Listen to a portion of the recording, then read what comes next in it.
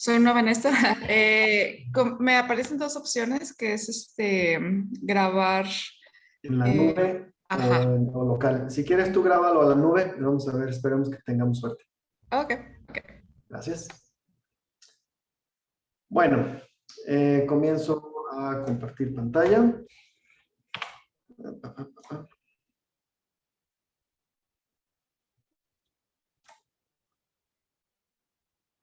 Bien.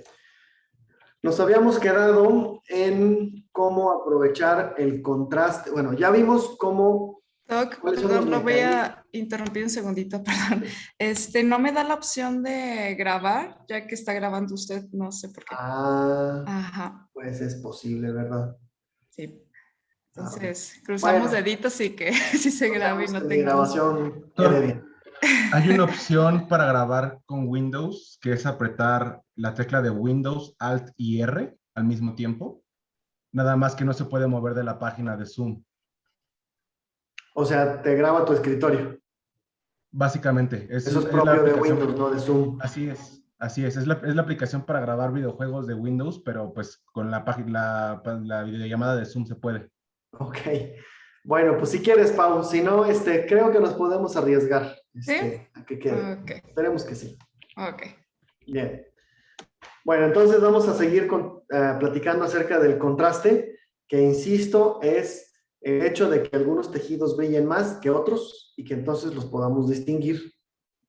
Y que ciertas propiedades del tejido pueden alterar los mecanismos generadores de contraste. El primer contraste que vimos fue la densidad de protones.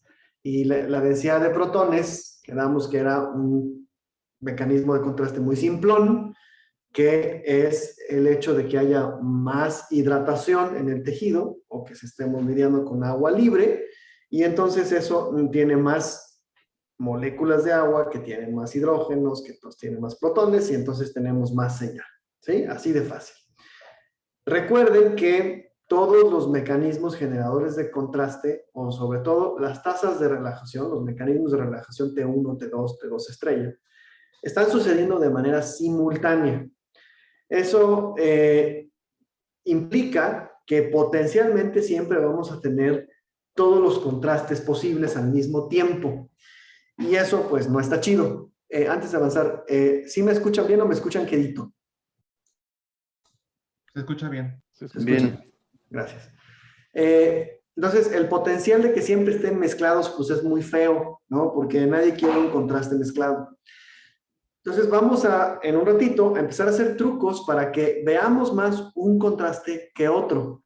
Y por lo tanto, las imágenes se les llaman que están pesadas a tal o cual contraste. En inglés les dicen weighted. ¿Por qué? Porque no podemos hacer un contraste puramente T1, puramente T2. Siempre va a tener pequeñas contribuciones de los otros mecanismos generadores de contraste, pero nosotros podemos hacer que se maximice la contribución de uno con respecto a otro, y a eso le llamamos estar pesado a. Entonces, en esta imagen que está pesada a densidad de protones, por supuesto que hay cierta contribución de T1 y de T2, pero la estamos medio ignorando, no se alcanza a notar tanto porque el principal mecanismo es el agua. Entonces los ventrículos están muy brillantes porque tienen mucha agua, y esta papa que tiene acá en el parieto occipital, pues evidentemente también debe de tener mucha agua, sea lo que sea, porque brilla mucho. Entonces, mientras más densidad de protones, cuando hacemos imágenes pesadas a densidad de protones, pues se va a ver más blanco, y mientras menos densidad de protones, como por ejemplo el hueso, ¿no? Que tiene muy poca agua, pues se va a ver tirándole a negro. Ahora, nota al margen, pero muy importante. El hecho de que las veamos en escala de grises es arbitrario. La escala de colores o la escala de grises las podemos usar como nosotros queramos. Tenemos que pensar que nosotros estamos recibiendo una señal con una cierta amplitud y queremos representar la señal en forma de píxeles, y que los píxeles normalmente les decimos que brillan más cuando los ponemos blancos. Pero eso es una decisión arbitraria. Esta escala de grises que tenemos en el lado derecho bien podría ir de negro pasando por rojo y luego seguir en amarillo y terminar en blanco y que pareciera un volcán, ¿no? Y la misma sensación nos daría a nuestros ojos, que algo brilla más cuando le tira al amarillo blanco, y cuando esté rojo oscuro o negro, pues quiere decir que está brillando menos. La escala de colores es entonces un mecanismo que nosotros podemos utilizar para cambiar la percepción de la imagen, pero los datos propios de la imagen, la intensidad de los píxeles, eso está en la imagen, ya no lo podemos modificar. Podemos visualizarlo de otros colores, pero la información sigue siendo la misma. ¿Queda claro eso? Sí. Sí. Ok, aquí tenemos otro ejemplo, también en escala de grises, ya habíamos platicado, los tendones, por ejemplo, el ligamento cruzado en la rodilla, pues es un tendón, tiene muy poca agua y se ve negro en intensidad de protones. Ahora sí, vamos a ver el otro mecanismo de contraste que está basado en la relajación longitudinal o T1. Este es chistoso porque, si se acuerdan, T1 está sucediendo en el eje Z. La relajación longitudinal está sucediendo en el eje Z. Y mientras M vive en el eje Z, es invisible para nuestra antena. Si se acuerdan, por eso hicimos un pulso de excitación, habitualmente de 90 grados, para poner todo M en el plano de las XYs y que entonces nuestra antena pudiera sufrir el fenómeno de inducción electromagnética y por lo tanto registrar la señal. Pero la relajación longitudinal es un fenómeno que está sucediendo en el eje invisible para resonancia magnética. Está sucediendo allí y no hay manera de que lo podamos ver. Entonces vamos a tener que hacer un truquito interesante para que nosotros veamos la repercusión de la relajación en Z, la podamos ver en el plano de las XYs. Y el truquito se basa en que vamos a hacer más de un pulso excitador. No podemos ver T1 si no hacemos más de un pulso excitador. Y ahorita van a ver por qué. Si nosotros hacemos la velocidad entre ese más de un pulso excitador, si lo hacemos muy rápido, entonces vamos a hacer muy notorio el efecto de la relajación longitudinal. Si nuestra repetición de nuestros pulsos excitadores es muy frecuentemente, si es muy lenta, entonces vamos a permitir que la relajación suceda en su totalidad y los efectos de T1 no lo vamos a ver. Recuerden, MZ se recupera porque cuando nosotros pusimos radiofrecuencia, ese exceso de energía se tiene que liberar en el ambiente, por eso le llaman el spin látice, este tipo de relajación, o spin matriz. Recordemos que, por ejemplo, los lípidos, que son buenos conductores de calor, liberan fácilmente esta energía y la disipan, mientras que el agua pura tarda mucho en disipar esa energía extra y la relajación longitudinal del agua con respecto a la grasa es muchísimo más lenta. Y finalmente, recordar que el T1 aumenta en función de B0. Mientras más campo magnético tenemos, el T1 es más largo. ¿Por qué? Si se acuerdan, T1 lo habíamos definido como el tiempo que tardamos en que se recupera MZ a su totalidad. Era el 63%. O sea, cuando ya tenemos 63% de MZ original, ese tiempo es el que nosotros definíamos como el T1. Si tú metes una muestra en un campo magnético más potente, lo primero que vas a hacer es que M crezca. Si se acuerdan, por eso compramos resonadores de cada vez más Teslas, porque hacemos que M crezca. Eso potencialmente me va a traer más señal, pero eso también significa que M está más altota, y entonces en lugar de tener que recuperarse hasta aquí, se va a tener que recuperar hasta acá, y eso obviamente le va a tardar más tiempo, ¿sí? Un altote se tarda más en pararse que un chaparrito, ¿sí? Así de fácil. Entonces, por eso T1 está relacionado con B0.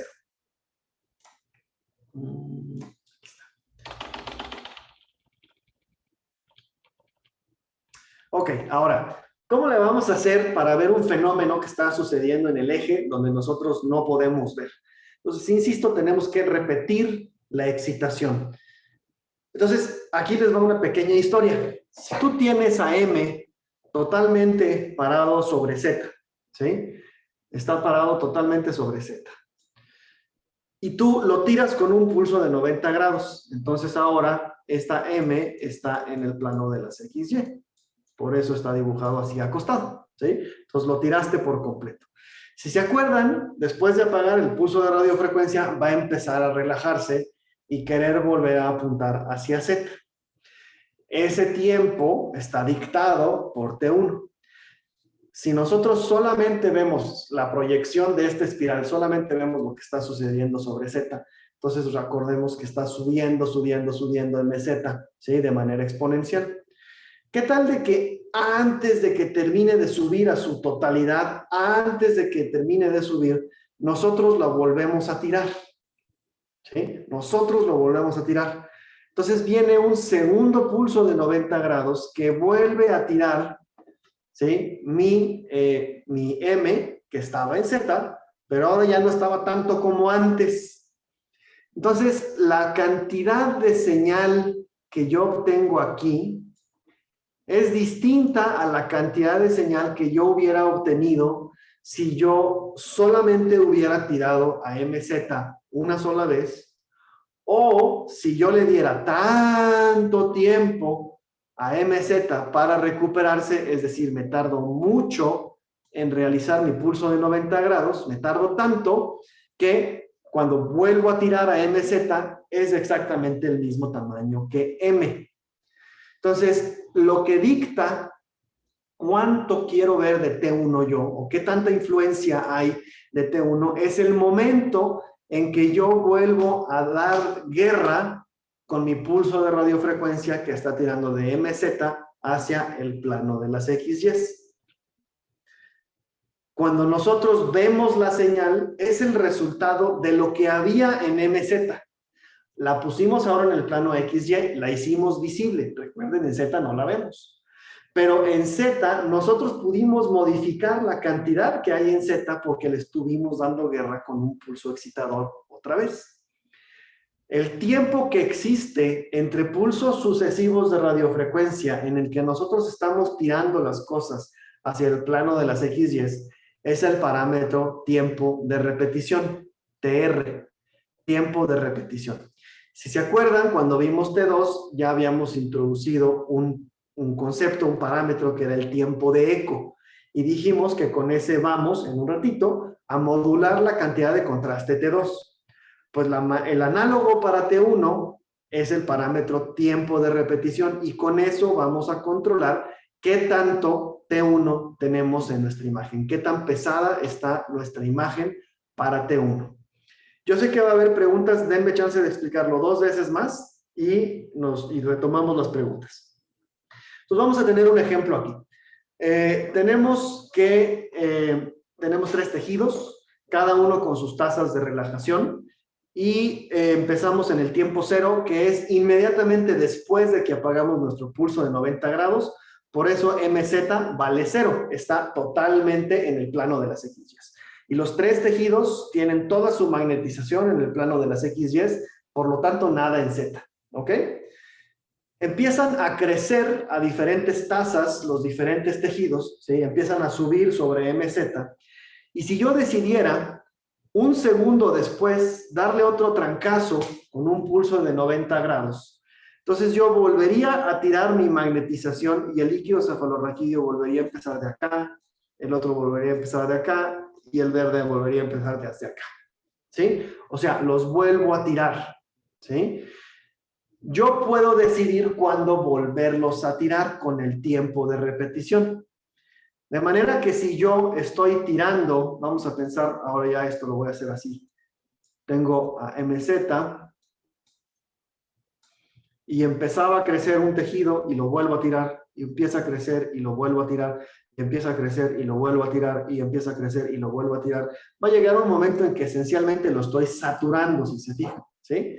Porque no está creciendo lo suficientemente rápido MZ antes de que yo ya lo estoy tirando otra vez. como cuando tiramos una pelota de ping pong y cada vez rebota menos, ¿no? Si nosotros estamos haciendo que cada vez vamos bajando una tablita y la dejamos que brinque menos, pues va a llegar un momento en que no brinca, ¿sí? Entonces, hay otros tejidos que, déjenme cambiar el color.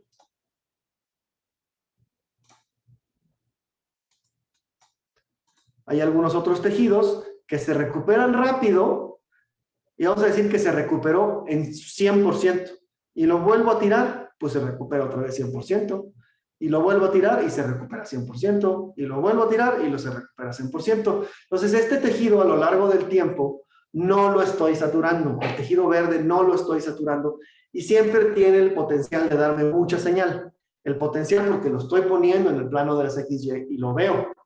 Y vuelve a crecer en Z y lo vuelvo a tirar en su totalidad. Entonces no lo estoy saturando. El tejido rojo, que se recupera lento en Z, cada vez que lo tiro, empiezo a quitarle más y más y más potencial de darme señal hasta que llega un momento en que lo saturo. Le estoy dando tanta guerra con el pulso excitador que llega un momento en que lo saturo. La diferencia de los diferentes tejidos, esto va a hacer que unos brillen mucho, porque se recuperaron al 100% y otros no brillan casi nada. En un extremo, si yo estuviera friegue y friegue cada muy poquito tiempo, incluso los rápidos se estarían saturando. Si estoy yo con mis pulsos excitadores, pues ni el tejido más rápido alcanza a relajarse y entonces todos los saturo. Entonces, ni tanto que queme al tanto, no sé si se saben ese dicho mexicano, ¿no? Ni tanto que queme al santo, ni tanto que no lo alumbre, ¿no? O sea, ni tan, ni muy, muy. Si tú haces un rango de tiempo de repetición no demasiado largo como para permitir que todos los tejidos se relajen y entonces todos te den la misma cantidad de señal, ni tampoco tan rápido como para no permitir que ninguno se levante y entonces no tener señal de nadie, ¿eh? Entonces, en ese rango vamos a poder jugar con el hecho de que algunos tejidos me van a poder dar señal porque se recuperaron parcial o totalmente, mientras que otros se saturaron casi completamente. De manera que ya cuando lo vemos en forma de imagen, vemos que la grasa, líquido, sustancia blanca, que quedamos que es muy buen disipador de calor y por lo tanto tiene el T1 muy corto, es decir, se recupera muy rápido. ¿Eh? Se recupera muy rápido, entonces nos va a dar mucha señal. El líquido cefalorraquídeo era nuestro otro ejemplo, que se recupera muy lento, ¿sí? De tal manera que, como nosotros estamos excitando, lo terminamos saturando y la cantidad de señal que nos da es muy poquita y en una escala de grises, entonces, se ve negro. Entonces, la cantidad de señal es inversamente proporcional al T1, ¿sí?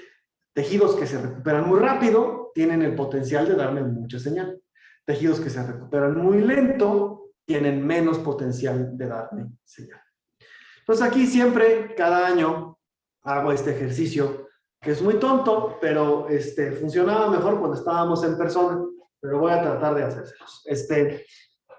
Si ya leyeron el capítulo de relajación y contraste, ya se lo saben, lo puse ahí en el libro. Pero vamos a recordar ese juego que hay en el Chuck E. Cheese, ¿no? Y en algunas ferias, donde hay una tablita en donde salen unos topos, ¿sí? Y te dan un mazo para darles en la cabeza a los topos. Y entonces sale el topo y le pegas y lo vuelves a tumbar, ¿sí? Los topos van saliendo en diferentes lugares y además algunos topos salen muy rápido y otros topos salen muy despacito. Por supuesto que es más fácil pegarle a los topos que salen más despacito que a los que salen muy rápido, ¿no? Ok. Entonces, normalmente uno en ese juego, que se llama guacamole, tiene uno un martillito, un mazo. Entonces, tienes que ir de uno por uno, por uno, por uno. Entonces, en este escenario vamos a hacer una trampa en ese juego y en lugar de llevar un mazo, vamos a llevar una tabla, ¿sí? El tamaño del tablero donde están todos los topitos saliendo. Entonces van a empezar a salir y yo voy a estar dándole un tablazo y a todos los topos al mismo tiempo los vuelvo a tirar. Y la otra es que yo voy a decidir la frecuencia con la que estoy dando tablazos. Entonces vamos a decir que los topos salen así. Lup, lup, lup, lup, lup, lup, ¿sí? Y yo decido estar con mi tabla pues entonces todos los topos siempre estarán abajo, porque yo estoy friegue y friegue y friegue y friegue y friegue. Ni el más rápido alcanza a salir. Ahora, para terminar la analogía con resonancia magnética, voy a necesitar en este juego que se lo imaginen como que alguien, cuando los topitos están arriba y levantan la cabeza, alguien les da un batazo, ¿sí? Y salen volando los fragmentos de topito y alguien los cacha con una red ahí abajo. Entonces salen los topitos, dan el batazo, ¡ah!, brincan y caen en la red. Mientras más cae en la red, pues quiere decir que había más pedazos de topito arriba, ¿sí? Hay más pedazos de topito, tienes que mocharles, o sea, hay fragmento de topito mochable, ¿sí? Y entonces cae en la red. Mientras más cae en la red, en términos de resonancia, quiere decir que recibimos más señal. Ahorita no sabemos si el topito venía de la izquierda o de la derecha, no importa. La codificación espacial no la hemos hecho, pero estamos recibiendo más señal en nuestra antena. Entonces, los dos escenarios contrastantes serían: o voy muy rápido con mi tabla, machetazo, bueno, ya fue machete, antes era batazo, pero ahora es machetazo. Voy tan rápido con eso que el topito todavía no alcanza a sacar ni un cabellito cuando ya le estás queriendo dar el machetazo, y entonces, ¿qué provocas? Pues un strike, ¿no? No le pegas a nadie, ¿y qué recibes en tu red, tu antena? Pues nada, ¿no? Todos los tejidos están saturados, no alcanzas a ver ningún tejido, todos están negros, no hay fragmentos de topito en mi red, ¿ok? Por el contrario, si yo decido ir muy lento y cada 10 segundos yo doy mi tablazo, y el topito más flojo de todos se tarda 5 segundos en volver a crecer en su totalidad, ¿sí? Todos los topitos, hay uno que se levanta en 1 segundo, otro en 2, otro en 5, el más lento. Y yo cada 10 segundos doy el tablazo. Vamos a decir que cada topito es un tejido diferente. Entonces hay topitos rojos, hay topitos verdes, hay topitos azules, por el color de su camiseta, ¿no? Pero a la hora de que yo doy el batazo cada 10 segundos, dejando que se recupere en su totalidad, voy a tener equirrepresentados, igualmente representados a todos los topitos de todos los colores de camiseta, que la camiseta representa qué tan rápido se están recuperando. Entonces yo no voy a poder distinguir entre velocidades de relajación de los topitos o velocidades de crecimiento de los topitos, porque no hubo una manera en que yo pudiera diferenciar entre ellos. A todos les di tanta chance de recuperarse que ya no estoy metiendo la influencia del fenómeno de relajación en el experimento. Quedamos que unos topitos se relajan a 1 segundo, otros a 2 y otros a 5 segundos. ¿Qué tal que yo a los 3 segundos doy el tablazo? El topito más rápido muy probablemente ya se acabó de relajar por completo, ya creció todo. El topito que se tardaba 2, 3 segundos a lo mejor va a la mitad. El topito que se tarda 5 segundos a lo mejor apenas iba sacando la frente. Entonces, cuando yo doy el tablazo, ahora sí tengo la posibilidad de ver una representación diferencial de los diferentes topitos o de los diferentes tejidos en la señal que yo recibo, siendo los topitos o el tejido que se relaja más rápido el que va a tener más señal en mi antena, y los que se relajan muy lento tienen pocos pedacitos en la antena, ¿sí? Y por lo tanto me están dando poca señal. Por eso el líquido cefalorraquídeo, que se recupera tan lentamente, si yo le estoy dando guerra con mi pulso de 90 grados demasiado frecuente, con un tiempo de repetición mucho más corto que lo que es el T1 del tejido, lo acabo por saturar. Mientras que la sustancia blanca equivale a un topito veloz, se recupera tan rápido que yo le puedo volver a dar el trancazo de 90 grados y se vuelve a recuperar por completo, y otra vez, y otra vez, y otra vez. ¿Ok? Lo que queda muy poco claro en este momento es por qué estoy haciendo tantos experimentos. Y este concepto se va a encajar con el hecho de que cuando vayamos a hacer codificación espacial, por obligación tendremos que hacer más de un pulso excitador.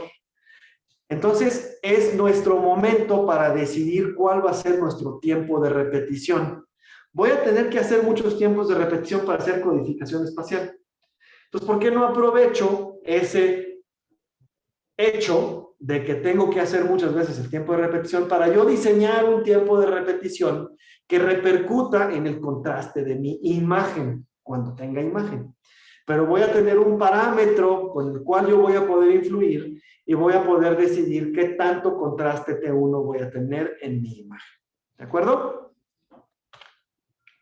Esos son la historia de los topitos. ¿Alguna duda? ¿Cuál sería el TR ideal para obtener el contraste ideal en T1? ¿Un segundo? Pues es que depende de qué estás haciendo, ¿no? Déjame quitarte todo esto. Depende del sapo la pedrada, ¿no? Entonces, estás haciendo cerebro y sabemos por los libros de texto que los T1s de los diferentes tejidos andan en este rango, pues entonces te va a convenir un tiempo de repetición en donde alcances a maximizar la diferencia entre los diferentes tejidos, igual que le hicimos con el T2 y le vamos a volver a hacer ahorita. Si lo que quieres es contraste causado por T1, el tiempo de repetición óptimo va a ser en donde más estén separadas estas curvas. Si lo que quieres es no ver T1, sino ver otra cosa, entonces te va a convenir hacer un tiempo de repetición largo para que ya las curvas estén otra vez juntitas y que entonces no veas el contraste producido por T1. Y eso lo vamos a afianzar en la última diapositiva de esta clase. Porque puedes querer maximizar ver un contraste, que es cuando las tres curvas están más separadas, aquí, o quieres no ver la contribución del contraste T1, que en este caso sería acá. ¿Y por qué no acá, pa? Si las están todas juntitas, pues porque todas están en cero, o sea, no vas a ver nada, ¿sí? Todos están saturados en este momento. Entonces, no vas a tener señal. Cierto, no ves la contribución de T1, pero tampoco ves señal, ¿sí? Entonces, te conviene más cuando se vuelven a juntar todas las líneas. Profe, Gracias. Sí. pero entonces no podemos repetir muchas veces T1, porque el tiempo de contraste se va a ir bajando, ¿no? Cada vez las curvas se van a ir haciendo más chatas, Ok. entonces no los podemos... Te voy a tomar como ejemplo, pero no lo tomes a mal. Cuando hablemos de estas cosas, tenemos que precisar bien los conceptos. Ahorita tú dijiste que no podemos repetir mucho T1 porque entonces el tiempo de contraste se va a no sé qué. Entiendo tu pregunta. Sí, no hay bronca. Ahorita la resolvemos. Pero aguas, porque semánticamente está mal armada, ¿no? O sea, el T1 no se repite. El T1 es una propiedad de los tejidos, ¿ok? Entonces, el T1 no se repite. Lo que repites es tu excitación. Tus tiempos de repetición están controlando cada cuándo estás prendiendo tu pulso excitador. De manera que ves la influencia de T1 sobre MZ cuando la pones en el plano de las XY. A ver, ahora sí, vuélveme a preguntar. Sí, ok. Entonces, el tiempo de excitación no lo podemos repetir tantas veces, porque si no, no vamos a poder alcanzar las curvas. No vamos a alcanzar a apreciar las curvas de T1 de manera correcta, Ok, ¿no? déjame ver si entiendo. Repetirlo muchas veces, sí, lo puedes repetir durante un año entero si tú quieres. Pero si tu tiempo de repetición es suficientemente largo, pues ni siquiera estás viendo T1 y podrás estar ahí un año en el resonador y no vas a ver contraste pesado a T1, porque tu tiempo de repetición es suficientemente largo como para que haya relajación total. Entonces, no es cuántas veces, sino qué tan frecuentemente repites. ¿Se entiende la diferencia? Sí, sí, sí, sí. ¿Resuelve tu duda? Sí. Ok, perfecto. Muchas gracias. Y perdón que te tomé de ejemplo, pero soy muy quisquilloso con la terminología y por eso a veces me he disculpado cuando la uso mal y me vuelvo a disculpar porque otra vez se me va a escapar. Pero tenemos que ser cuidadosos porque si entendemos la terminología y la semántica, es más difícil que nos equivoquemos. ¿Sí? O sea, cuando decimos tiempo de repetición en lugar de número de repeticiones, ya la cosa cambia. ¿Sí? Bueno, esta no me voy a clavar, pero sí. Doctor Eben, ¿había tiene la manita levantada? No sé Adelante, gracias, Pau. Sí, gracias. Estaba esperando que termina. Entonces, en ese sentido, en la gráfica anterior, Mi duda es un poco hacia la clínica. Entonces veo, por ejemplo, que con un TR de 2 segundos tenemos un mayor contraste con líquido cefalorraquídeo. Entonces, sí existen imágenes, digamos, para un objetivo clínico con un TR de 2 segundos, ¿verdad? Para ver este mayor contraste del líquido cefalorraquídeo donde la curva se aleja más. Exactamente. Y de hecho, en todos los resonadores ya vienen grabados ciertos protocolos que dicen, si tú vas a querer hacer un T1 de un cerebro, como yo ya sé cuáles son estos parámetros estos tiempos de relajación, entonces podemos ya a priori tener diseñado un protocolo para obtener una imagen con contraste T1 y ciertamente va a tener el TR por aquí, donde se separan las curvas y entonces se va a notar en la imagen. Pero ese TR de 2, para lograr un contraste T1, a lo mejor es muy distinto en un bebé recién nacido, que tiene tiempos de relajación totalmente diferentes. O va a ser muy distinto en un muslo, ¿no? O en un abdomen. ¿Por qué? Porque el contraste T1 no depende solo del TR. Es del sapo la pedrada. Depende del TR contra qué T1 me estoy peleando. ¿Sí? ¿Qué es lo que quiero saturar diferencialmente entre tejidos? Pues depende del sapo la pedrada. Ahora estamos en abdomen, ahora es la cabeza de un bebé recién nacido. Entonces se ajustan los TRs para lograr maximizar el contraste T1. Perfecto. Gracias, Isabel. Bien. Ahora, esta sí grábense en la cabeza. La manera número 1 de controlar la cantidad de contraste T1 en mi imagen va a ser el tiempo de repetición. ¿Ok? El tiempo de repetición es la mejor y más, no la mejor, sino la manera con la que mayor frecuencia se utiliza para controlar la cantidad de contraste T1. Y en el curso voy a hacer mucho hincapié que TR es el principal mecanismo para controlar T1. Pero no es el único. No es el único. En esta no me clavo, pero lo tienen que saber. Otra manera de controlar la cantidad de contraste T1 que hay en mi imagen es el ángulo del pulso excitador. ¿Por qué? Porque si yo tiro 90 grados, ahora MZ tiene que crecer desde 0 hasta su totalidad. Si yo nada más lo tiro 10 grados, tendrá que crecer coseno de 10 grados hasta su totalidad. Es muy diferente, ¿no? Que un borracho se caiga completamente y se tenga que incorporar a que un borracho se dé un tropezón y nada más tenga que volver a enderezarse. Es muy diferente, ¿sí? Entonces, puedes utilizar el ángulo de desviación para inyectarle más contraste T1 si tú mantienes fijo el tiempo de repetición. Entonces, si tú tienes un tiempo de repetición muy rápido, tienes mucha probabilidad de saturar todos los tejidos si todos los estás tirando 90 grados.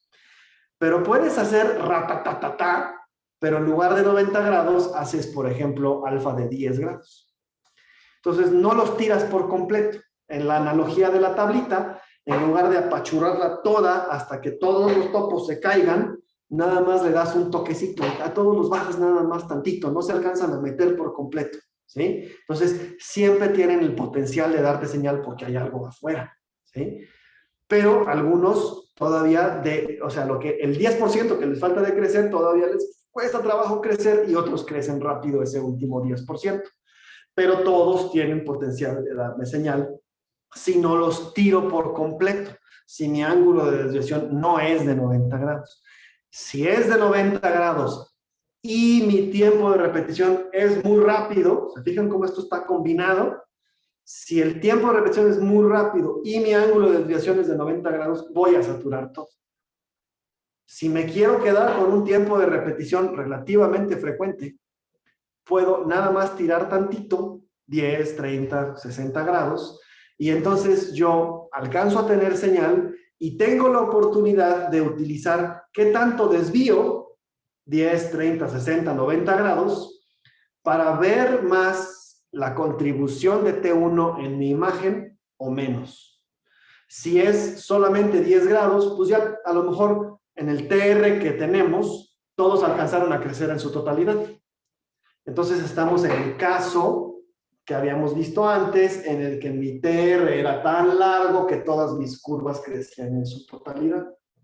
Acá mi TR no es tan largo, pero les faltaba tan poquito de crecer que en ese tiempo todas crecieron por completo y entonces no veo el fenómeno de T1. Por eso la imagen que está en el panel del alfa de 10 grados parece una densidad de protones, porque no tiene mucha contribución de contraste T1. Y entonces, ¿qué contraste tiene, papá? Pues a fuerzas tiene que tener densidad de protones, porque pues la densidad de protones ahí está, eso es una cosa propia del tejido. Y si ya no es T1 el principal contribuyente para que se genere una diferencia de intensidad de tejidos, pues el que queda es o T2 o densidad de protones. Algún truco hicieron para que no fuera T2, ahorita les digo cuál va a ser. Entonces, ¿cuál queda? Densidad de protones. Y por eso la imagen del primer panel parece una densidad de protones. Y si se fijan, el T1 o la contribución del contraste T1 va creciendo conforme nos vamos a 30 y luego a 60 y luego a 90 grados. La imagen de 90 grados ya aparece la que habíamos visto antes y tiene muy separados las intensidades de señal entre una y otra. ¿Cuándo quieres hacer tu tiempo de repetición más corto? Como va a influir a la hora de que nosotros hagamos la codificación espacial y va a influir básicamente en el hecho de que mientras más largo es tu TR, más te vas a tardar en codificar espacialmente. Entonces hay veces que queremos hacer nuestra imagen más rápido. Y una manera de hacerlo más rápido, entonces, es disminuir el tiempo de repetición. Y el tiempo de repetición influye en T1 y entonces es probable que lo tengas que compensar con tu ángulo de desviación. Les va a quedar más claro por qué el tiempo de repetición influye en el tiempo de adquisición cuando veamos la codificación de las imágenes. Baste decir ahorita que mientras más largo es tu TR, más te vas a tardar en hacer las imágenes. Y no quieres tardarte un año. Entonces, hay veces que es necesario hacer el tiempo de repetición más corto para acabar más pronto, pero entonces dices, chale, pero estoy saturando el tejido. ¿Qué puedo hacer para no saturarlo? Juegas con el alfa. Juegas con el alfa. Y ahí es donde controlas la cantidad de T1 que estás viendo en tu imagen. Me voy a brincar la gráfica de la derecha. Si a alguien le interesa, lo puede buscar. Es interesante cómo funciona el ángulo de Ernst. Ahorita me lo voy a brincar. Lo que quiero que se queden de esta diapositiva es, llevamos dos maneras de contribuir T1 a nuestra imagen. El tiempo de repetición y el ángulo de desviación. Los dos controlan T1 y los dos podrían jugar por separado si están en mundos aparte, TRs muy largos, alfas muy chicos, lo que tú quieras, pero hay un momento en que la contribución de los dos pudiera ser de manera simultánea y ahí es donde uno tiene que tener cuidadito, ¿sí? Entonces, para controlar T1 o cantidad de contraste T1 en una imagen, llevamos tiempo de repetición y ángulo de desviación, ¿ok? Y una más para controlar la cantidad de contraste T1 que podamos tener en nuestra imagen. Y es el hecho de que habitualmente habíamos hecho que nuestra magnetización, ya me equivoqué aquí, normalmente habíamos hecho que nuestra magnetización después de un pulso de 90 grados MZ empieza en 0 y crece desde ahí. ¿Por qué no mejor hacemos que crezca desde menos MZ? Que crezca desde acá. ¿Sí? ¿Cómo le hacemos para eso? En lugar de que nuestro pulso con el que vamos a empezar nuestro experimento pase de Z al plano de las XY, ¿por qué no hacemos 180 grados y mandamos completamente a menos MZ a nuestra magnetización original? Va a empezar a crecer desde ahí. MZ quiere crecer desde menos hasta más. Y en algún momento en ese crecimiento que va desde menos MZ hasta M más Z, ahora sí le damos el batazo, le ponemos el pulso lector, el pulso excitador que va a poner algo en el plano de las XY. En ese momento lo hacemos. Si lo hacemos en diferentes momentos, algunos tejidos ya habrán recuperado más que otros. Si nosotros en este momento decidimos hacer nuestro pulso de 90 grados, este tejido, por ejemplo, tiene poca, o sea, me va a dar poca señal. Este tejido me va a dar más y este tejido me va a dar mucho más. Yo controlo el tiempo que existe entre mi pulso de 180 grados inversor y mi pulso excitador o lector aquí, mediante este parámetro que se llama tiempo de inversión. Tiempo de inversión. Es el tiempo que existe entre el pulso inversor y el pulso excitador o lector. Lo padrísimo de esto, bueno, tiene dos cosas muy padres. Una es que nosotros de entrada podemos hacer una reconstrucción de la señal que le importe si la señal iba por debajo de cero, o sea, MZ estaba por debajo de cero o por arriba de cero. Es decir, aquí tenemos una fuente de contraste que antes no teníamos. La distancia de cero aquí y de cero a acá es la misma, pero ahora tiene un signo, entonces puedo maximizar la cantidad de contraste. Por eso aquí, en esta imagen de la derecha, el contraste es exquisito entre sustancia gris y sustancia blanca. Y la otra cosa muy divertida con esto es que yo puedo ahora escoger un tejido que no quiera ver, que no lo quiero ver. No me cae bien ese tejido. Y entonces, si hay un tejido que esté pasando en algún momento, su MZ está pasando por cero, y yo en ese momento decido dar mi pulso de 90 grados, si no hay nada de M sobre Z, no hay nada que tirar. No puedes tirar una palanca si no existe la palanca. Si MZ justo estaba pasando por cero, no tienes nada que tirar. No está nada en positivo y no hay nada en negativo. No tienes nada que tirar. Entonces, esencialmente, en ese instante, ese tejido en particular es invisible. Si tú sabes a priori cómo se porta el tejido verde, si tú sabes cuál es su T1, con una fórmula muy sencillita, que después veremos, si quieren, podríamos calcular cuál sería el momento en el que MZ pasa por cero. Y en ese momento hacer mi pulso de 90 grados y ese tejido en efecto es invisible. Cada año se me clavan mucho con esta diapositiva pensando que la única cosa para lo cual existe tiempo de inversión es para nulificar la señal de un tejido y hacerlo invisible. No, también es para maximizar la distancia entre dos tejidos porque uno está por arriba de cero y otro está por debajo de cero. Entonces ya llevamos tres maneras de controlar T1. Tiempo de repetición, ángulo de desviación y el tiempo de inversión. ¿Ok? Ya llevamos tres maneras de controlar T1. Y ahí va otra. Pero me espero. Ángulo de inversión, ¿cierto? ¿Perdón? De inversión, ¿cierto? Inversión, sí. Porque inviertes MZ a menos MZ. 180 grados. Entonces era ETR, ángulo de inversión y tiempo de inversor, ¿verdad? Tiempo de inversión. Ajá. Perfecto. Okay. ¿Sí? Tiempo de repetición, tiempo de inversión, ángulo de desviación.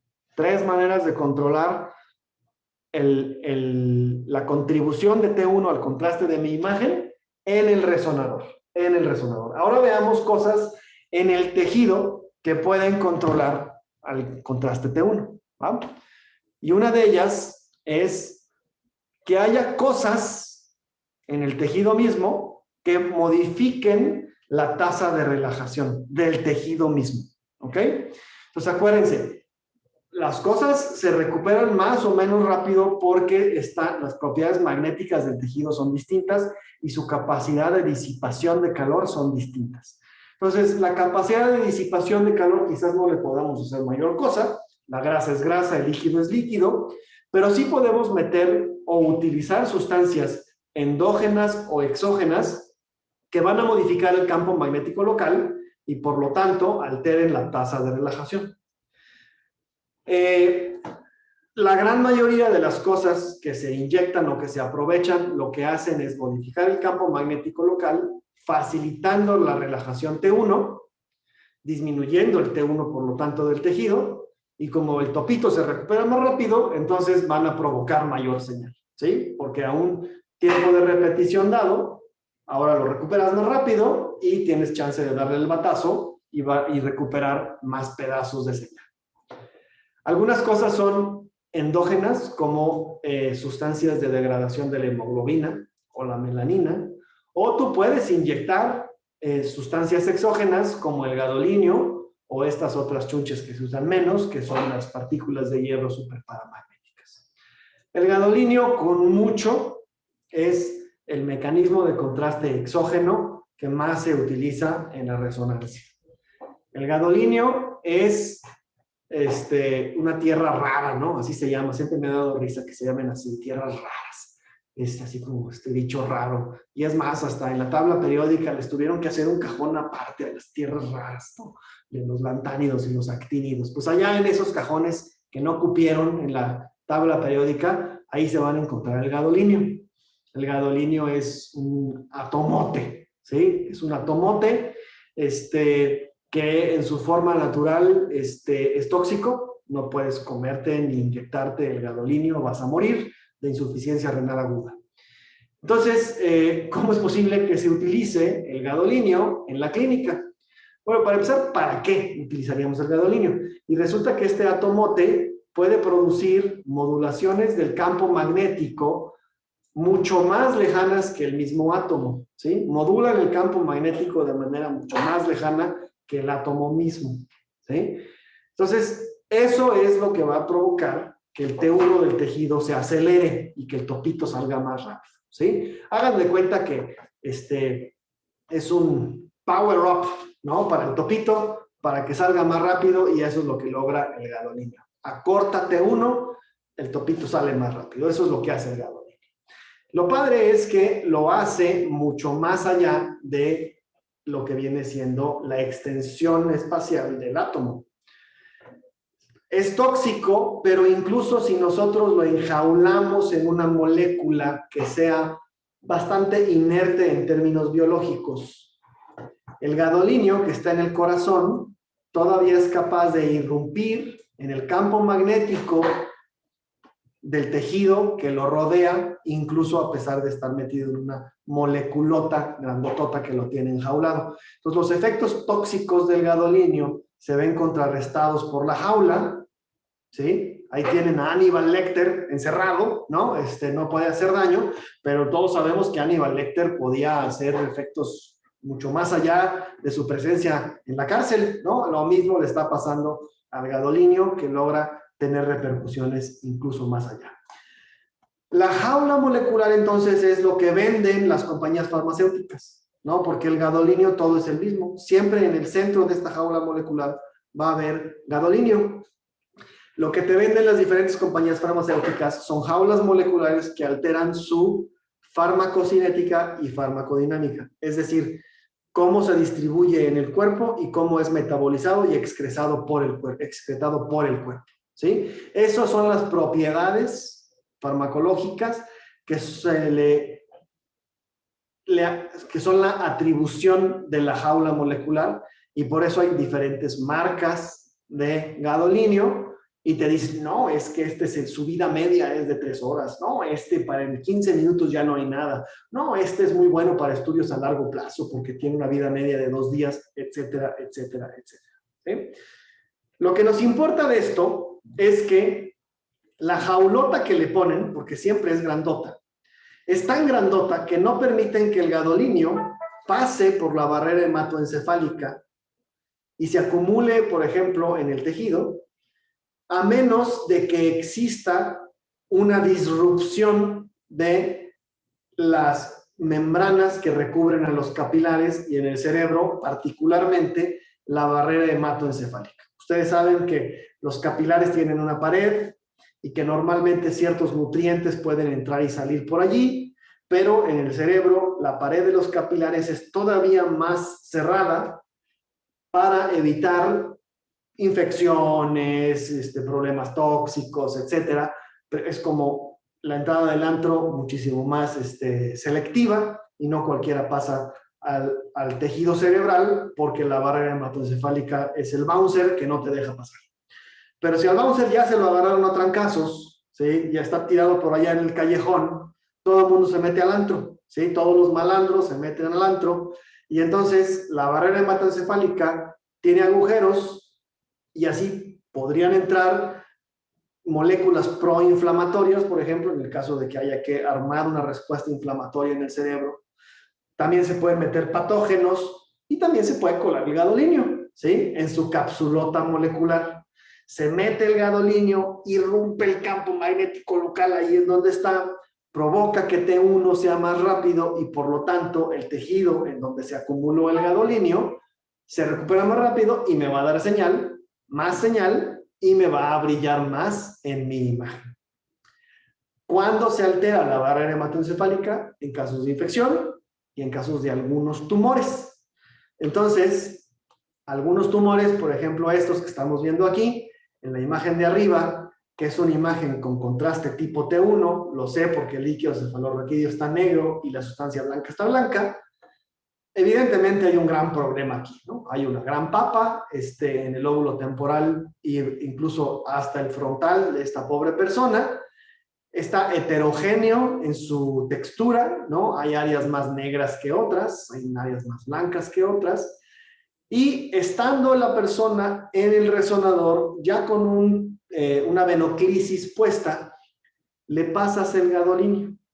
Permites que vaya por todo el flujo sanguíneo y todo se distribuya por todos lados, pero como se va a estar fugando en la barrera hematoencefálica y se va a empezar a acumular en el tejido tumoral, después de unos 10 minutos de la administración, tú repites exactamente la misma imagen que arriba, con los mismos parámetros, mismo tiempo de repetición, mismo tiempo de eco, mismo todo. Y ahora todos los átomos de hidrógeno que están adentro del tumor que tiene un problema de barrera hematoencefálica y por lo tanto es afectado por el gadolínio que se empezó a acumular ahí, el T1 de eso empezó a hacerse súper veloz. Fue un power up del T1 de todos esos topitos. Y entonces eso hace que se brille mucho ese tejido por culpa del gadolínio que logró pasar porque este tumor sí afecta la barrera hematoencefálica. No todos los tumores afectan la barrera hematoencefálica. Entonces, esto es un criterio, por ejemplo, que los neuroradiólogos utilizan mucho. Dicen, a ver, ok, papa, ¿no? Heterogénea, grandota, de bordes definidos, que altera o no altera la anatomía y que desplaza o no desplaza la línea media.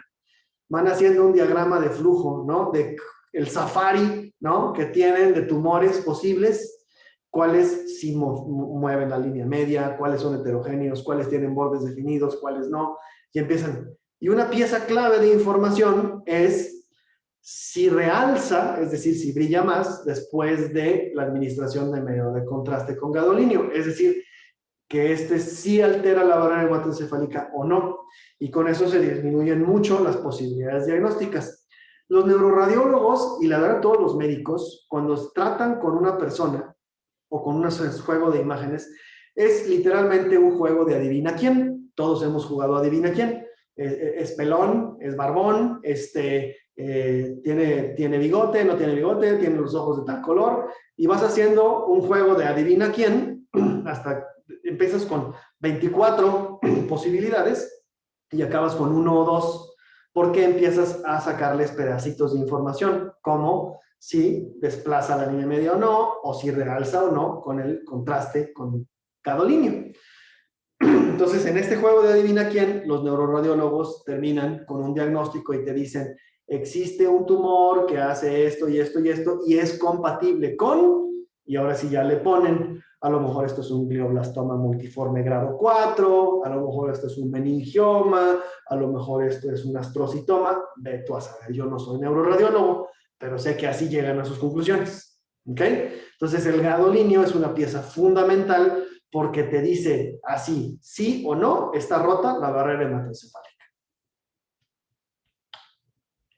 ¿Alguna duda de T1? Porque ya acabamos con T1. Entonces el gadolinio en la barrera hematoencefálica solo sana, no tiene efecto. Sí, mira, de hecho aquí lo puedes ver en la imagen. Si te fijas en, por ejemplo, esta zona, compáralo con el de abajo y si te fijas se ve blanco. Es decir, y también compara, por ejemplo, este lóbulo temporal, ¿no? O sea, el contraste que tiene en el de arriba y en el de abajo es esencialmente el mismo. Entonces, el gadolinio normalmente se debe de mantener en el lecho capilar, en los grandes vasos. Es decir, lo puedes ver, por ejemplo, en todo el drenaje venoso, por eso lo ves en el seno transversal aquí, ¿no? En el drenaje venoso del cerebro, ahí está, pero no se ha escapado. En el lecho capilar que baña a todo este lóbulo temporal, no se le escapó el gadolinio, se mantuvo adentro del lecho capilar y está pasando. Y después se va a ir, y se va a ir al riñón, y después se va a convertir en pipí, y se va a ir de tu cuerpo. Pero acá se le escapó el lecho capilar, se le atoró al tejido y se va a quedar ahí unos cuantos días. Entonces, eso va a provocar que tú, si haces una imagen con contraste T1, vas a ver que brilla mucho esta región en donde se acumuló el gadolinio. ¿Sí? Sí, gracias. ¿Ok? Bueno, entonces terminamos con T1 ya. Pasamos a T2, que es más fácil. Bueno. Sí, de acuerdo. Acuérdense que hay dos tipos de T2. El T2 estrella, que normalmente vamos a ver con un eco de gradiente, y el T2 que vamos a ver normalmente con un eco de spin. Los dos son ecos, y el parámetro prácticamente único que existe para controlar la cantidad de T2 o T2 estrella en tu imagen es el tiempo de eco. Para T1 fue tiempo de repetición, ángulo de desviación, tiempo de inversión. Para T2 es el tiempo de eco. Y ya nada más decimos, ok, este 2 estrella, entonces estoy usando un eco de gradiente. No quiero ver T2, sí quiero ver T2. Entonces usarás un eco de spin. Pero ¿qué tanto de T2 estrella en tu eco de gradiente? ¿O qué tanto de T2 en tu eco de spin? Lo controlarás con el tiempo de eco. Y quedamos que nosotros decidíamos cuándo sucede el eco, porque nosotros decidimos o cuándo switchar la polaridad de nuestros gradientes, que vaya de izquierda a derecha el campo magnético y luego vaya de derecha a izquierda, ese switch que provocará el eco, nosotros lo decidimos cuándo sucede. O en un eco de spin, nosotros decidimos cuándo echar el pulso de 180 grados que va a voltear la tortilla y va a producir el eco. En cualquiera de los dos casos, nosotros tenemos el control del eco, de cuándo sucede el eco. Le switcheo más rápido los gradientes o le switcheo más lento los gradientes, o le aviento el pulso de 180 grados en el momento que yo quiera y yo sé que pero de veras. En cierto tiempo después, vamos a tener el eco. Aquí está la representación del eco de spin. Entonces, si yo quiero un eco que suceda a los 100 milisegundos, ¿en qué milisegundo le aviento el pulso de 180 grados? ¿Alguien?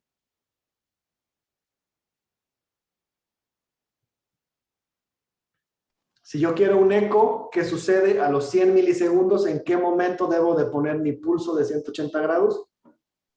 A los 50. 50, ¿no? A los 50, exactamente. Y es muy fácil, ¿no? T entre 2. ¿Sí? Por eso no contestaban, porque la pregunta es muy tonta, yo creo. Pero tú decides. Ahora, si yo quiero mi tiempo de eco a los 50 milisegundos, pues pondré mi pulso de 180 grados a los 25 milisegundos. Así de fácil, ¿ok? Entonces, en T2, si se acuerdan, lo que estamos teniendo es pérdida de señal. Pérdida de señal a lo largo del tiempo por el fenómeno de desfasamiento. Mientras más inhomogéneo sea la frecuencia de precesión, más desfasamiento voy a tener y va a ser más rápido, y algunos tejidos perderán su señal más rápido como el caso de la sustancia blanca, que pierde su señal muy rápido, en comparación con el líquido cefalorraquídeo, que pierde su señal muy lentamente porque se desfasan mucho más lento. Entonces, si yo no quiero ver la contribución de T2 al contraste de mi imagen, tengo de dos sopas. O lo agarro aquí antes de que mis curvas se separen, es decir, todos los tejidos me dan toda la cantidad de señal que puedan y no se han distinguido entre ellos por sus tasas de relajación T2. O lo agarro hasta la derecha de esta curva, hasta como por acá, ¿sí? Hasta como por acá, y entonces, pues no hay contribución de T2 a la imagen, pero tampoco hay señal en la imagen, porque ya perdí la señal de todos, ¿sí? Entonces, pues sí, no tengo contraste T2, pero tampoco tengo imagen. Entonces, ¿cómo le hago para no ver T2? Hago tiempos de eco lo más corto posibles para evitar que mis curvas se separen y no tenga contraste entre ellas. Ahora, si quiero ver la contribución del contraste T2, entonces tenemos que encontrar un momento en el que las curvas estén lo más separadas posibles. Entonces, por ejemplo, a los 100 milisegundos, 150 milisegundos, la sustancia blanca, que es la línea verde, ya prácticamente está en cero su señal, mientras que el líquido cefalorraquídeo todavía tiene mucho potencial de darme señal. Me está dando más potencial, me está dando mucha señal, ¿sí? Porque hay mucho en el plano de las XYs todavía. No se ha desfasado. Entonces, parámetros comunes a 1.5 teslas, tenemos que el líquido cefalorraquídeo se tarda aproximadamente 2 segundos en que ya nada más nos quede el 37% de la señal, que será la definición del T2. Entonces, es una curva lenta y floja. Mientras que la sustancia blanca, a los 75 milisegundos, yo ya perdí el 67% de mi señal. Por eso es una curva de resbaladilla muy pronunciada. Entonces, cuando quiera ver T2, tendré que jugar con mi tiempo de eco de manera que yo maximice la distancia que hay entre estas tres curvas o 4 curvas o la cantidad de tejidos que yo tenga. ¿Cómo se ve una imagen T2 de cerebro? ¿Sí?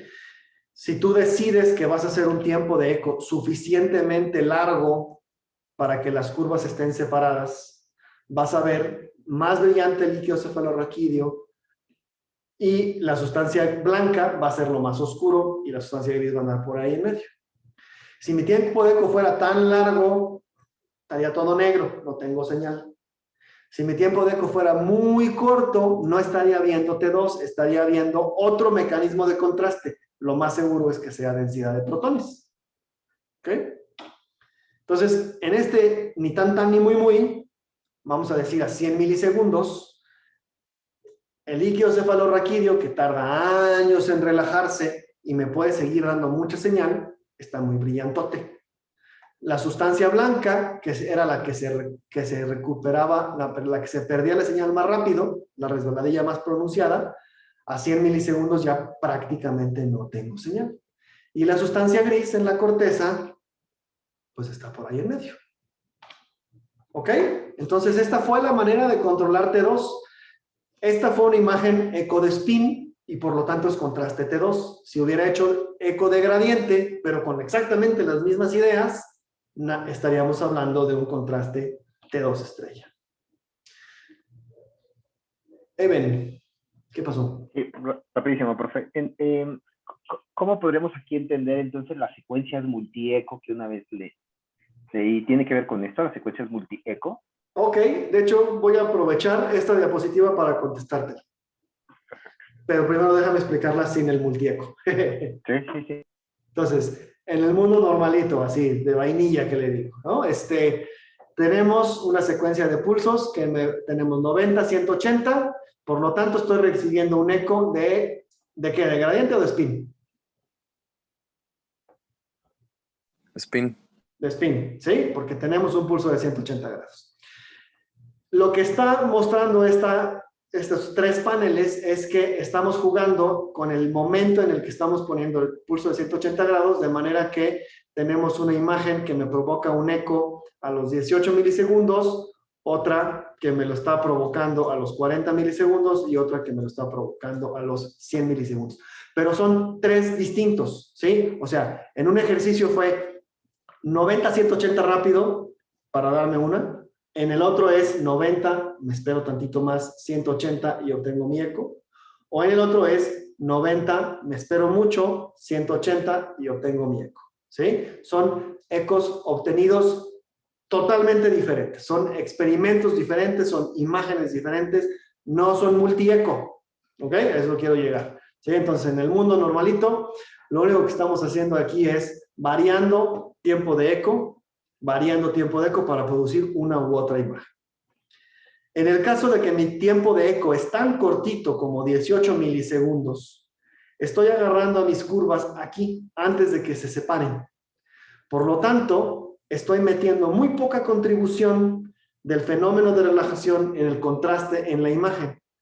Entonces, esta imagen está muy poco pesada a T2. Entonces, ¿a qué estará pesada? Pues igual y a T1, pero la neta no creo por la forma en que se ve y habrán hecho a lo mejor algún truco, que ahorita les digo cuál, para que no sea T1. Entonces, ¿qué contraste no puedes manipular? Densidad de protones. Por eso, la primera imagen, con tiempo de eco muy corto, parece una densidad de protones. La imagen de hasta la derecha, decidieron hacer el pulso de 180 grados 50 milisegundos después del pulso excitador y por lo tanto este eco está sucediendo a los 100 milisegundos, que es el que tenemos acá. Estamos agarrando a mis curvas aquí y están muy separadotas. La que tiene mucha señal todavía es el líquido cefalorraquídeo, que es la curva naranja, y si es cierto, brilla un chorro. Y la sustancia blanca ya prácticamente está a nivel del ruido, ya a nivel del cero, y me está dando muy poquita señal. Término medio, a 40 milisegundos, ¿sí? Ya hay algo de contraste T2, ¿sí? Ya se nota la diferencia entre los tejidos provocada por T2, pero no es tan notoria como en el tiempo de eco de 100 milisegundos. Oye, ¿y si lo hago a 800 milisegundos aquí? Pues la neta, lo único que vas a ver es líquido cefalorraquídeo, porque es el único que tiene probabilidad de darte algo de señal. Todos los otros tejidos ya llegaron a cero. ¿Cuándo quieres hacer eso? Pues cuando quieras ver líquido cefalorraquídeo, por ejemplo, un niño con hidrocefalia, o quieres ver los ventrículos, o quieres ver el oído interno, quieres ver el caracol que está relleno de un líquido que se parece al líquido cefalorraquídeo. Eso, ahí es cuando dices, no quiero ver a nadie más que al líquido cefalorraquídeo. Este es el truco que puedes hacer para solo ver el líquido cefalorraquídeo. ¿Ok? Entonces aquí hicimos un pesado de la imagen gradualmente cada vez más pesada a T2 desde 18 hasta 100 milisegundos. Y ahora sí, la pregunta del multieco. Entonces, yo les había dicho que esto tendríamos que repetirlo una vez con un TE dado para hacerlo aquí, o hacerlo otra vez con un TE diferente para hacerlo acá. Pero desde el otro día habíamos dicho que podíamos hacer 90, 180, y que íbamos a recibir un eco aquí. Y que aquí yo puedo meter otro 180, y voy a recibir otro eco aquí. Y puedo meter otro 180, y voy a recibir otro eco acá. Pues qué padre, este lo puedo hacer para la imagen número 1, este eco se lo doy a la imagen número 2, y este eco se lo doy a la imagen número 3, ¿sí? Y entonces esto se convierte en un juego como cuando vas al casino y ves al croupier que reparte las cartas y está repartiendo 1, 1, 1, 1, 2, ¿sí? O sea, a los diferentes jugadores que están en la mesa de blackjack, a cada quien le da su carta, pero no va y dice, a ti te doy 2 cartas, a ti te doy 2 cartas, a ti, sino que dice, a cada quien le doy su primera carta y luego a cada quien le doy su segunda carta. Entonces aquí lo que estamos haciendo es guardando los ecos y repartiéndoselos a diferentes imágenes que estamos armando de manera paralela.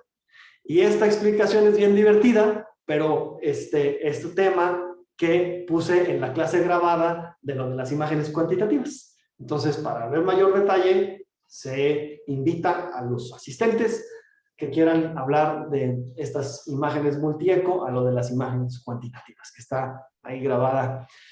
Pero sí vamos a aprovechar este concepto, aunque no vayamos a cuantificar, lo vamos a aprovechar para acelerar nuestra adquisición de múltiples imágenes. Y lo veremos en la segunda o tercera clase de codificación espacial, o sea, no falta mucho. Y vamos a retomar este concepto. Ahorita baste con decir que tu TE define la cantidad de peso que hay de T2 en tu imagen. Y que sí podrías hacer múltiples ecos para ir armando múltiples imágenes de manera simultánea. Ok, pero si no me he perdido, en cada eco que se va, en cada pulso que se va generando, hay pérdida de señal, ¿no? Como lo que decía, ya para el tercer eco ya es mucho menos la señal recuperada del primero, ¿no? Se va perdiendo esa señal. Para fines prácticos, el eco va decayendo. ¿Verdad? Eco, eco, eco, eco. Sí. Y esta caída de señal está dictada por T2. Ya, entiendo. Gracias. Gracias. Ok, ya casi terminamos, jóvenes, no se desesperen. Ok, creo que este es... espera. Aquí estábamos. ¿Cómo se ve la diferencia entre unas imágenes de eco de gradiente, o sea, T2 estrella, y unas imágenes de eco de spin, o sea, T2? Y aquí está la diferencia, ¿no? O sea, son radicalmente diferentes las imágenes. O sea, la neta, sí son contrastes diferentes. El que se llamen T2, las dos, y que tengan que ver con el desfasamiento y las inhomogeneidades en el plano transversal, esa será la física, pero están hablando de cosas diferentes, ¿no? O sea, el tejido se comporta muy diferente en T2 estrella que en T2. De entrada, como las imágenes por eco de gradiente logran recuperar menos señal, porque solamente logran recuperar, a ver, déjenme lo digo al revés, las eco de spin recuperan todas las inhomogeneidades reversibles, los eco de gradiente no. Entonces, de entrada, estamos dejando tirado un montón de señal que no pudo recuperar el eco de gradiente. Entonces, siempre van a ser más feas las imágenes de T2 estrella, eco de gradiente, que las imágenes T2 ecos de spin. Siempre. Y se nota, ¿no? Se nota. Pero el contraste propio del tejido, la manera en que brilla uno sí y uno no, es muy diferente. Y son sensibles a cosas muy distintas. Por ejemplo, T2 estrella es sumamente sensible al hierro que hay en la hemoglobina y por eso forma el corazón de la resonancia magnética funcional, son las imágenes T2 estrella. Y en la clínica, cosas que tengan que ver con sangre, ¿sí? Que se salió de donde debería de estar, los ecos de gradiente son muy útiles. Por ejemplo, una hemorragia en el tejido cerebral, se va a salir la sangre. Y no solamente eso, sino que la hemoglobina, que es también una molécula muy grandota que tiene en su centro líquido jugoso, tiene hierro. A la hora de que esta molécula se salga del torrente y se empiece a descomponer, va a empezar a exponer más y más y más al hierro del grupo M de la hemoglobina. Y eso va a irrumpir de manera diferencial a lo largo del tiempo sobre el tejido. Y entonces los neuroradiólogos, con una imagen T2 estrella, no solamente te dicen, aquí hay un sangrado, sino que te dicen, aquí hay un sangrado agudo o aquí hay un sangrado crónico.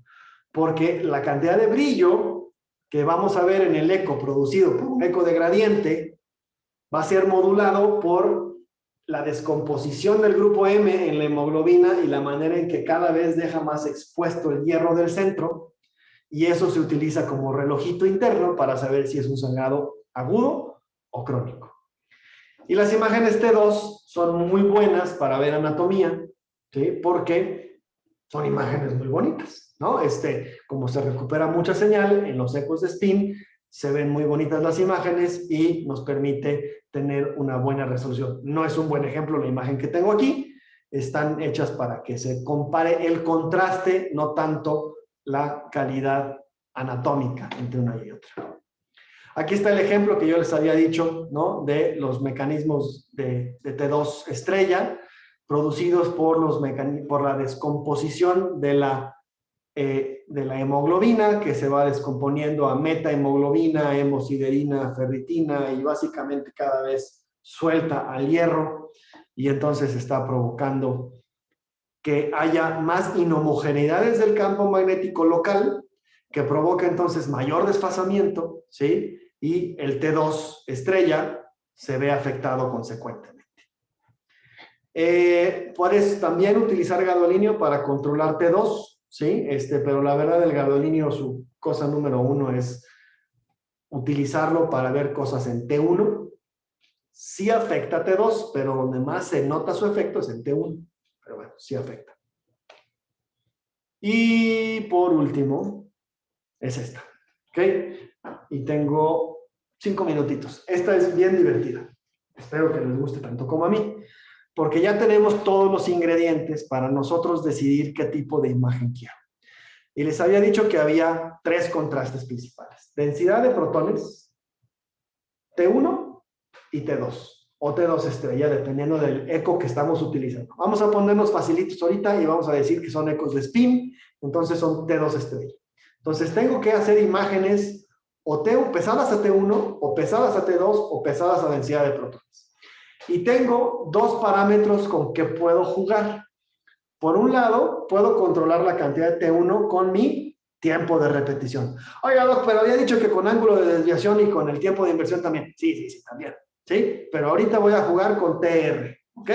Con TR voy a controlar la cantidad de contraste tipo T1 que hay en mi imagen. Y quedamos que la única manera en que yo puedo controlar la cantidad de contraste tipo T2 que hay en mi imagen es con el tiempo de eco. Entonces dices, ok, yo quiero una imagen en donde el contraste predominante sea hecho por el fenómeno de relajación longitudinal. Es decir, yo quiero una imagen pesada a T1. ¿Ok? Entonces, uno tiene que decir, ok, a ver. No queremos que se vea densidad de protones. Y densidad de protones, pues la neta no le puedo hacer nada, porque eso es propio del tejido. Entonces, no hay nada que hacer con densidad de protones. Ok. Entonces, ¿qué otra cosa queda? Pues queda que no vaya a ser una imagen pesada a T2. Porque me acaban de decir que quieren una imagen pesada a T1. Por consecuente no la quiero pesada a T2.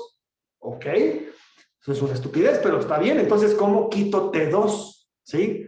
Pues me habían dicho que para controlar T2 yo utilizo el tiempo de eco. Si no quiero ver T2, podía hacer mi tiempo de eco tan largo que ya todos los tejidos llegaron a 0. Pues entonces ya no hay señal. Pues sí, entonces no, ¿verdad? La otra opción es, vamos a hacer mi tiempo de eco tan corto que las curvas de relajación transversal aún no se han separado entre sí, o se han separado muy poquito. Es decir, hay poco contraste contribuido por el fenómeno de relajación transversal T2. Entonces, si yo quiero ver T1, eso quiere decir que no quiero ver T2, y como no quiero ver T2, vamos a utilizar un tiempo de eco corto. ¿Ok? Ok, ya me quité el T2 de encima. Ahora sí, quiero ver T1. ¿Sí? Entonces, para ver T1, si yo hago mis TRs tan largos, estoy dando chance que todos los topitos crezcan al 100%, ¿sí? Y entonces todos van a estar igualmente representados en la antena, todos van a dar la misma cantidad de señal y no voy a tener contribución del fenómeno de T1. Entonces mi TR no debe de ser muy largo. Tampoco debe de ser cortitito porque entonces saturo todos. Y saturo todos los topitos y nunca nadie crece y no tengo nada de señal. Entonces debe de ser no demasiadísimo corto, pero sí debe de ser suficientemente corto para que no permita yo la relajación al 100% de los diferentes tejidos en MZ. Entonces, si yo quiero ver una imagen con contraste tipo T1 o pesada a T1, voy a usar un TR corto y un TE corto. Y aquí tenemos la imagen correspondiente. ¿Y qué tan largo es largo o qué tan corto es corto? Pues depende del T1 y el T2 de los tejidos. En el caso del cerebro, un TR corto anda en el rango de menos de 1 segundo. Eso es corto. Porque los T1s del líquido cefalorraquídeo, por ejemplo, andan por ahí de los 4 segundos. Entonces, hablar de 600 milisegundos es corto. Y un TE corto es lo más corto que puedas. No puede ser 0 porque simplemente el hecho de hacer un pulso de 180 grados implica tiempo. O sea, hacer el pulso implica tiempo. Pues no puede ser un TE de 0. Pero tampoco lo voy a dejar hacer de 100 milisegundos o 200 milisegundos. Eso sería largo porque lo vimos en estas curvas. Estas curvas ya para los 400, 500 milisegundos ya no tenemos señal. Entonces, un TE corto es de alrededor de 10, 15, 20 milisegundos. Eso es corto. Ok, mismo ejercicio pero al revés. Quiero una imagen con contraste T2. Entonces, eso quiere decir que no quiero ver T1. ¿Sí? No quiero ver T1, ¿cómo no veo T1? O con TRs tan cortos que saturo, pues no tengo señal. Ok, entonces, la otra opción, vamos a hacer TRs suficientemente largos como para que todos los tejidos se relajen al 100%. Y con eso me quito la contribución de T1 en mi contraste. Ahora sí, quiero ver T2, ¿sí? Me dijeron que T2 se controla con tiempo de eco. Si es demasiado corto el tiempo de eco, las curvas no se han separado y por lo tanto no veo que las relajaciones sean diferentes entre uno y otro de mis tejidos.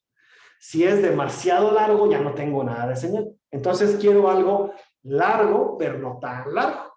¿Qué tan largo es eso? Pues 80, 100 milisegundos se considera un tiempo de eco suficientemente largo como para que veamos la contribución de T2 en nuestra imagen. Ya hicimos T1, ya hicimos T2, y entonces ahora decimos, ok, ahora quiero una densidad de protones. ¿Qué estás diciendo con eso? Que no quieres ver T1 y que no quieres ver T2. Y ya hicimos el ejercicio de cada uno de ellos, entonces este está fácil. Si no quiero ver T1, tengo que hacer TRs largos para permitir que las cosas se relajen al 100%. Y si no quiero ver T2, tengo que hacer Ts cortos para que las curvas todavía no se separen. Entonces, TRs largos y Ts cortos me provocan una imagen de densidad de protones. Y aquí pueden ver más o menos el rango de qué es largo y qué es corto. ¿Sí? Y por último, la última opción que me queda, la pongo en la tabla, como dicen en inglés, for completeness, pero es un contraste estúpido, ¿sí? Porque no está pesada ni a T2, ni a T1, ni a densidad de protones, tiene todo al mismo tiempo, ¿sí? Le estoy metiendo contraste T1 por hacer TRs cortos. Y le estoy metiendo contraste T2 porque le estoy metiendo Ts largos. Y la densidad de protones, además, ahí está. Entonces son los tres contrastes al mismo tiempo y pues me da un chicle masticado, ¿no? Y no sirve de nada esta imagen. Entonces, estas tres imágenes que tenemos en este triángulo de acá son el caballito de batalla de todo estudio clínico. T1, T2, densidad de protones. Y este es el truquito que hace todo mundo para sacar sus imágenes que se vean más pesadas a T1, más pesadas a T2 o a densidad de protones. ¿Ok? Y con eso termina la clase de hoy. Me entró una duda. ¿Sí? Entonces, siempre debemos, con el tiempo de eco, ¿siempre están los dos? ¿O puede estar nada más uno? Nada más TR. Me queda esa duda. Como vamos a ver cuando ya hagamos codificación, o sea, no hay imagen si no haces eco. Punto. ¿Sí? Entonces el tiempo de eco es inevitable. Inevitable. Y como vamos a ver, para codificar espacialmente vas a necesitar repetir el experimento varias veces y entonces vas a hacer varios pulsos excitadores. Y esa es la definición del tiempo de repetición, el tiempo que hay entre pulsos excitadores. Entonces el TR y el TE son inevitables, como Thanos.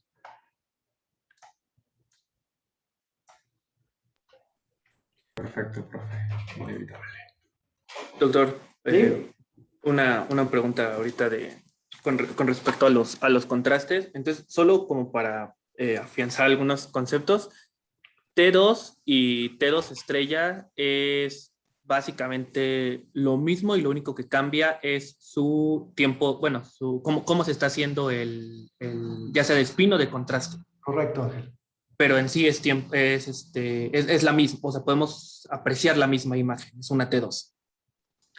A ver, te lo pongo de otra manera. Para controlar alguno de los T2, sea T2 o T2 estrella, tu parámetro va a ser el tiempo de eco. Pero para saber si es T2 estrella o es T2, decides desde el principio si vas a hacer eco de spin o eco de gradiente.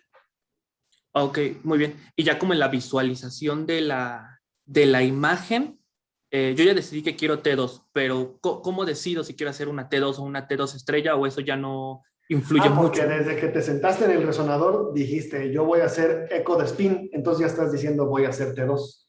O ahorita voy a hacer ecos de gradiente, entonces ya decidiste hacer T2 estrella. Pero el contraste al final, lo que yo veo en la imagen, ya la imagen física es la misma, o sea, se ve lo mismo o sí cambia, sí, No, sí se ven por eso diferentes. les enseñé la penúltima. La imagen Ok. T2 estrella y la imagen T2 son radicalmente diferentes.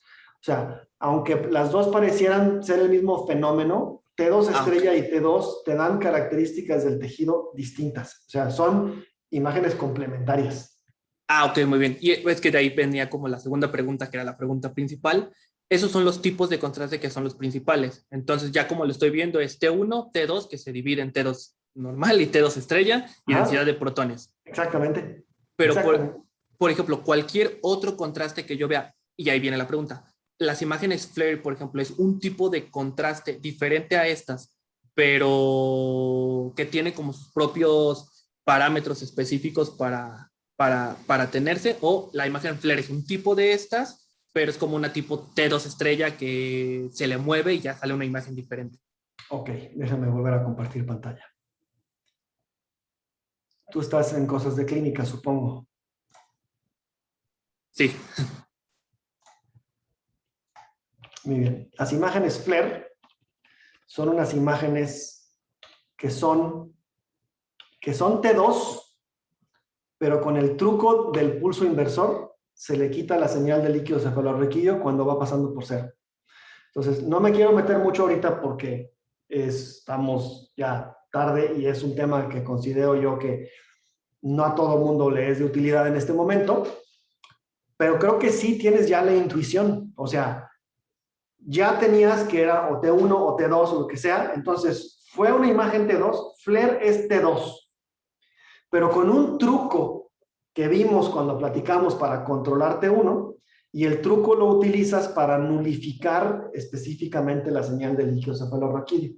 Entonces es una imagen T2 que no tiene señal de líquido cefalorraquídeo, entonces no brilla, que normalmente en T2 brilla mucho el líquido cefalorraquídeo, y hace que te encandile y no te deja ver algunas lesiones, sobre todo cuando están cerca del líquido. Entonces, si le quitas la señal del líquido cefalorraquídeo y sigue brillando, ay, pues no era líquido cefalorraquídeo, era otra cosa. Ok, sí, muchas veces, por eso el nombre de que es atenuación del líquido cefalorraquídeo, lo quitas y Exactamente. ya... FLAIR significa Fluid Attenuated Inversion Recovery. Ok, muchas gracias. Sí, y justamente ahorita que regresó a esa diapositiva, eso era como algo que estaba pensando ahorita, que al momento de hacer este pulso inversor, cuando usted decía, estamos quitando este tejido, es porque se va a ver negro. O sea, el hecho de que desaparezca es sinónimo de que se ve negro en la imagen. Exactamente. Ok, muchas gracias. ¿A ti? ¿Alguna otra duda? Yo, doctor. Sí. ¿Cuándo se utilizaría cada una?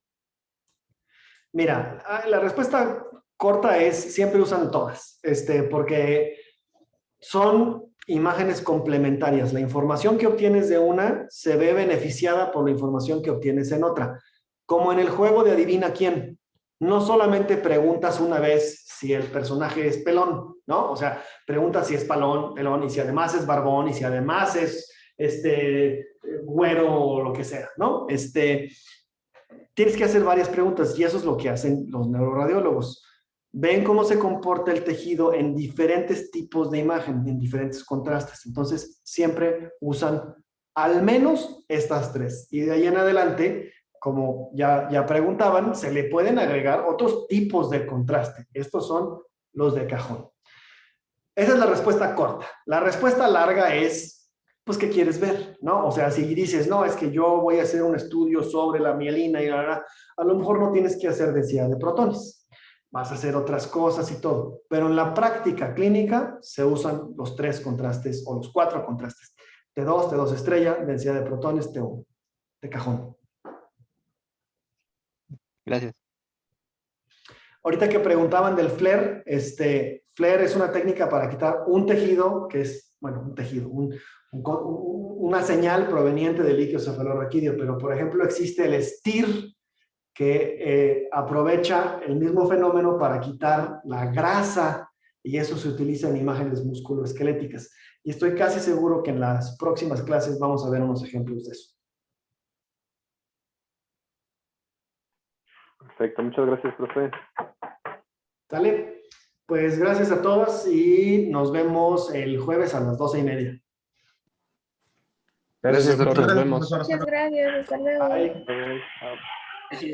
Hasta luego. Disculpe, profe. doctor. Estaba checando en Canvas de la clase de grosor cortical